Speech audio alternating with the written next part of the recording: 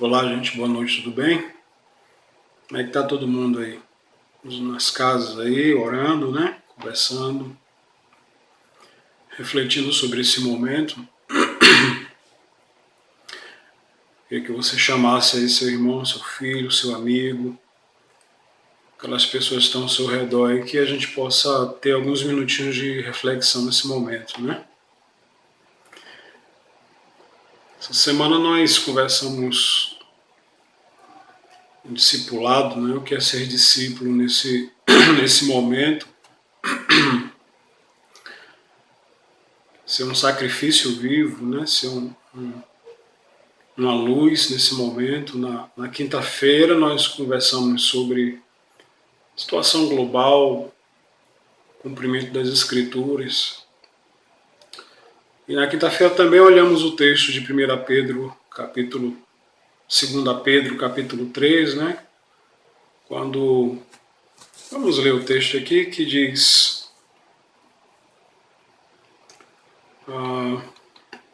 o Senhor não se atrasa em cumprir a sua promessa, como julgam alguns. Pelo contrário, ele é extremamente paciente para convosco e não quer que ninguém pereça, mas que todos cheguem ao arrependimento. Essa palavra que apresenta simplesmente a vontade de Deus para o planeta, né? Para todo ser humano. Essa é a luz que, na realidade, deve nos iluminar nesse momento de incertezas, de busca de respostas. E hoje eu queria, na realidade, ler com você e refletir junto com você o texto de Mateus capítulo 4, versículo 16 e 17. Mateus 4, versículo 16 e 17. Eu vou ler, vou tentar falar bem lentamente para que você possa acompanhar, compreender aquilo que está sendo dito e refletir sobre isso. Diz assim: o povo que jazia nas trevas viu uma grande luz, e aos que estavam detidos na região e sombra da morte, a luz raiou. Daquele momento em diante, Jesus passou a pregar e dizer: arrependei-vos, porque é chegado o reino de Deus. E o povo que vivia na região da sombra da morte, a luz raiou. Esse texto, na realidade, o evangelista Mateus está citando Isaías, capítulo 9, do versículo 1 e 2. Eu quero ler também essa retomada de Mateus dessa profecia, que diz lá em Isaías, versículo 9, 1 e 2, assim: apesar de tudo, eis que não haverá mais escuridão para todos quanto estavam desesperançados. No passado, ele humilhou a terra de Zebulon e de Naftali. Contudo, no futuro, ele cobrirá de glória a Galiléia dos gentios, o caminho do mar, além do Jordão, o distrito das nações. O povo que andava nas trevas viu uma grande luz. Sobre os que habitavam na terra da sombra da morte, resplandeceu a luz. Mateus ele reescreve essa profecia não colocando como movimento mais, né? Andar, mas ele coloca como sentar. O povo sentou na escuridão, né? Parou na escuridão, se fixou nela, preso nela. O evangelista está mudando o termo aí para apontar um aumento desse processo da miséria, das trevas, da escuridão, das trevas interiores, desse mal maior, esse mal que aumentou, esse mal que se fixou, essa coisa que foi elevado, né? E aí ele pega essas regiões de Naftali, de Zebulon, da Galileia. Naftali e Zebulon, duas tribos que depois se transformam em duas regiões que se afastam de Deus, né? Regiões complicadas. E ele está trazendo esse elemento de profundo significado. Ele pega o elemento da Galileia. A Galileia era dividida em Galileia superior, em Galileia de região inferior. A Galileia superior foi chamada Galileia dos Gentios porque era ocupada pelos gentios, né? E a palavra gentios, ela inclui nas escrituras todos aqueles que não são judeus. A Galileia é como se fosse uma região quase circular, abrangendo várias cidades, Decápolis e outras. E da ideia de nações, né, de reunião, se diz que ali era um lugar de sombra, de morte e de medo. Em Lucas, capítulo 1, versículo 79, fala dessa situação e quem é que iria confrontar essa situação de trevas. Aqui a morte está se personificando, né? Ela está tendo uma figura, ela está tendo uma cara, ela está tendo um símbolo, né? A sombra, o medo, o terror, as trevas. Uma escuridão que está sendo lançada sobre todos e que todos estão sentando nela. Alguma coisa que foi erguida entre o ser e a luz, né? Há uma nuvem escura impedindo da luz atravessar, gerando sombra. As consequências disso é que todos os habitantes estavam envolvidos em uma nuvem contínua de escuridão mental, espiritual, emocional, vivendo sobre as trevas. Mas se diz nesse texto de Mateus, capítulo 4, que em meio a estas trevas brilhou a luz. Brilhou na beleza de santidade, brilhou na beleza da verdade. Um ser que andou entre nós, ele andou por essa Galileia humana, nesses lugares de trevas, e sua pregação foi particularmente necessária para essa realidade. E ele fez cumprir aquilo que estava escrito na profecia de Isaías 9, versículo 1 e 2. Hoje nós começamos a pensar que isso está se repetindo, né? Agora num grau maior, não mais local. Hoje nós vivemos o repetir daquela mesma situação. Estamos na Galileia dos gentios, só que ela não é mais local. A Galileia agora é global, né? A terra de Zebulon, de Naftali, esse lugar de trevas, essa terra de trevas, agora é o círculo global. É o povo que jaz nas trevas, detidos na região da sombra e da morte, sentados na escuridão, em grande ignorância em relação a tudo que está acontecendo, tateando, buscando, sem ver e sem saber para onde ir. Em sua ignorância das coisas, das realidades de Deus, dos elementos emocionais, espirituais, dos elementos até da própria realidade. O homem sempre fez suas construções de máquina de guerra para uma guerra visível.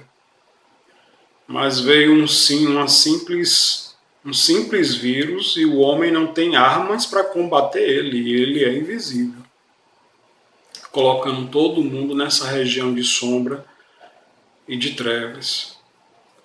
E nessa ignorância não se sabe qual é o propósito de Deus, qual é a vontade de Deus. Ninguém corre para a luz, né? Todos estão procurando respostas humanas para aquilo que Deus pode dar como resposta divina. Não veem as instruções que já vêm do próprio Deus e que Ele já deu. E que isso pode conduzir o nosso coração. João, capítulo 3, 19 a 21, eu queria ler junto com você, diz assim: E o julgamento é este, que a luz veio ao mundo, mas os homens amaram mais as trevas do que a luz, porque suas obras eram más. Pois todo aquele que pratica o mal odeia a luz e não se aproxima da luz, temendo que as suas obras sejam expostas. Mas quem pratica a verdade vem para a luz, para que se veja claramente que as suas obras são realizadas em Deus. Quem pratica a verdade vem para a luz. Em 1 João, capítulo 1, versículo 5, abra aí sua Bíblia e leia junto comigo, diz que a mensagem que dele ouvimos e vos pregamos é esta: Deus é luz, nele não existe a mínima sombra da treva.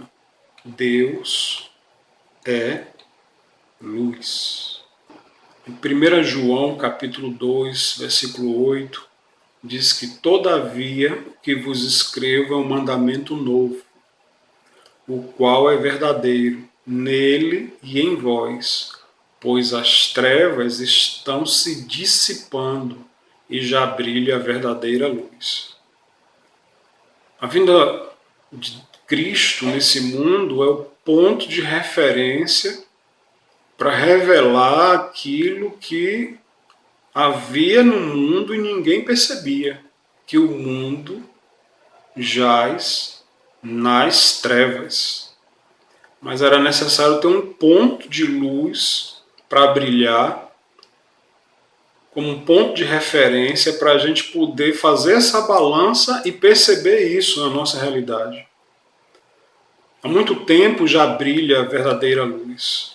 Essa luz de Cristo, ela funciona como um farol em meio ao caos, e ela serve como um ponto de referência para a gente começar a perceber o mar revolto, né? Como as ondas estão batendo. E se a gente não acordar para essa realidade, não acordasse para essa realidade, a gente nunca ia perceber o que está acontecendo. Mas a vinda de Cristo para esse mundo é exatamente um processo de iluminação de consciência no coração humano, mas também de consciência para a realidade humana.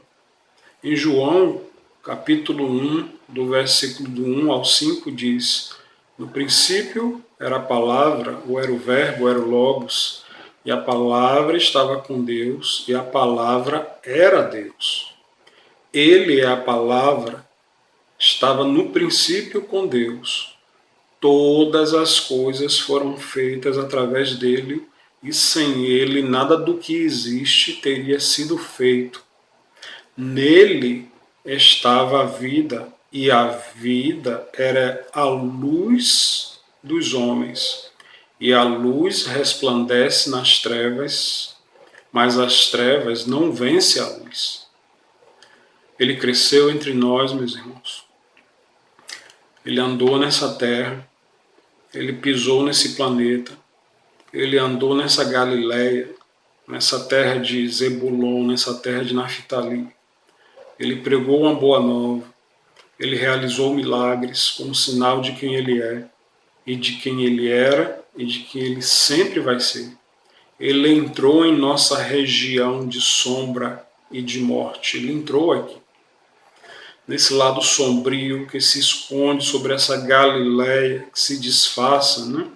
De trevas nesse mundo de Naftali, Zebulon, nessa região onde há ignorância nas nações, onde há ignorância humana, onde as pessoas desdenham daquilo que é divino e daquilo que é espiritual.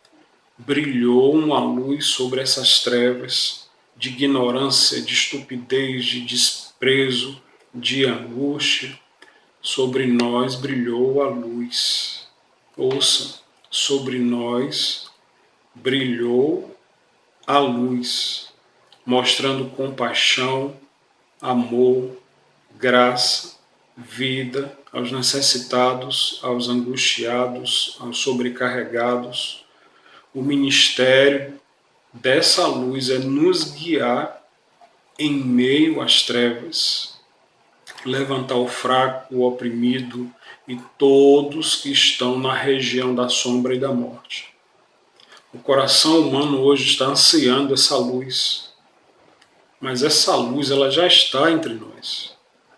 Essa luz já veio ao mundo, mas muitos não estão vendo essa luz porque estão com o coração muito carregado de trevas, pela angústia, pelo medo, pela dor, porque estão desesperados para voltarem às suas vidas normais, né? A vida da rotina. Por isso nós estamos aqui para falar dessa luz, desse caminho de luz, e é nosso dever procurar aqueles que estão sentados na sombra da morte e enviar esse evangelho dizendo que em meio a essa região de sombra e de morte brilhou a luz. João capítulo 1, versículo 9, diz que a palavra é a luz verdadeira que, vinda ao mundo, ilumina toda a humanidade. Cristo é essa luz que veio entre nós e ilumina toda a humanidade. Em João capítulo 8, 12, ele diz dele mesmo: eu sou a luz do mundo, aquele que me segue não andará em trevas, mas terá a luz da vida. Aquele que me segue não andará em trevas. Esta terra cujos habitantes estão espiritualmente mortos, porque toda essa angústia no globo simplesmente revela o estado de morte espiritual. Os homens, e aqui no sentido genérico, né, o todo ser humano, ele está no estado de morte espiritual, porque esse mundo jaz no maligno e jaz numa região de trevas, com seus reis, com seus governos, com suas nações.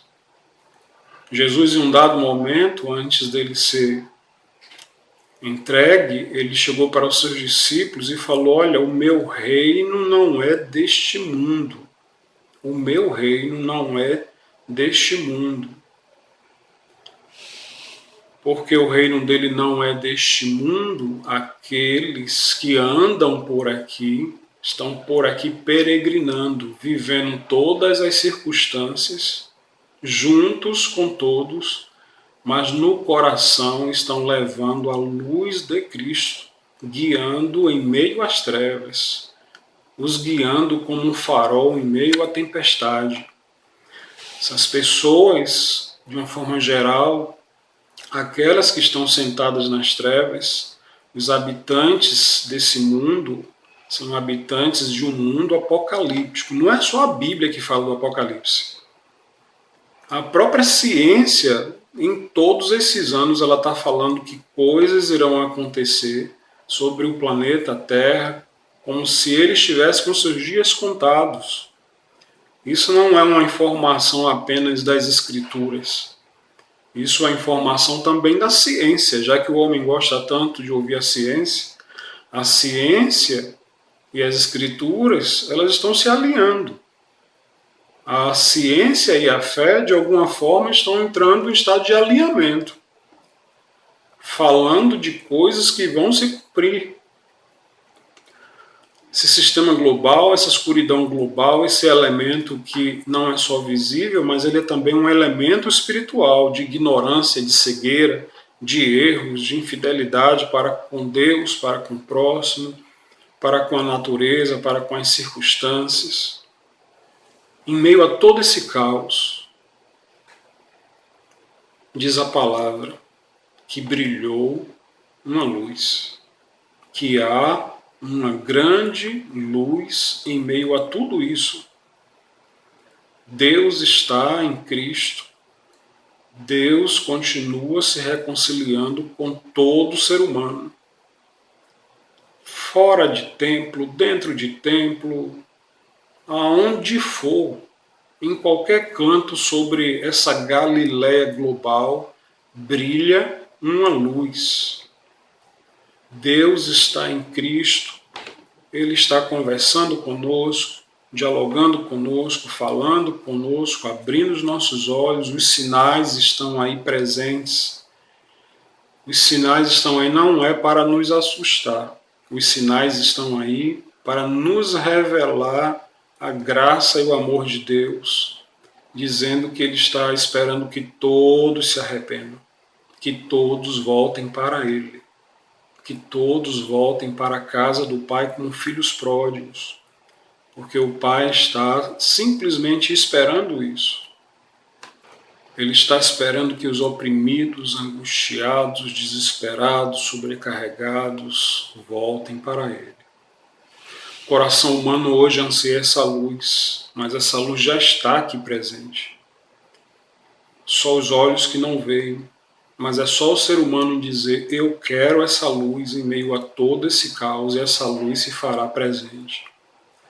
E haverá então um novo céu e a nova terra no coração de cada um, quando Deus falar: haja luz. Por isso estamos aqui falando dessa luz. Por isso esse é um caminho de luz. É nosso dever procurar aqueles que estão sentados nessa região de sombra, de morte, de medo, de dor, de angústia e enviar esse evangelho. Essa é a boa nova. Em meio a toda essa situação, a palavra é a luz verdadeira que ilumina todo ser humano. Esta terra, cujos habitantes estão nesse estado de morte, brilhou a luz. Essas pessoas que estão sentadas nas trevas, há uma grande luz. Essa Galiléia de medo e de terror, Deus se faz presente. Onde não houver luz espiritual, há um estado de trevas espiritual, há um estado de morte espiritual, de angústia espiritual, de tristeza espiritual, de agonia espiritual. Mas se a luz ela brota, nasce igual um sol, nasce como um sol nascente, dissipando uma longa noite de trevas.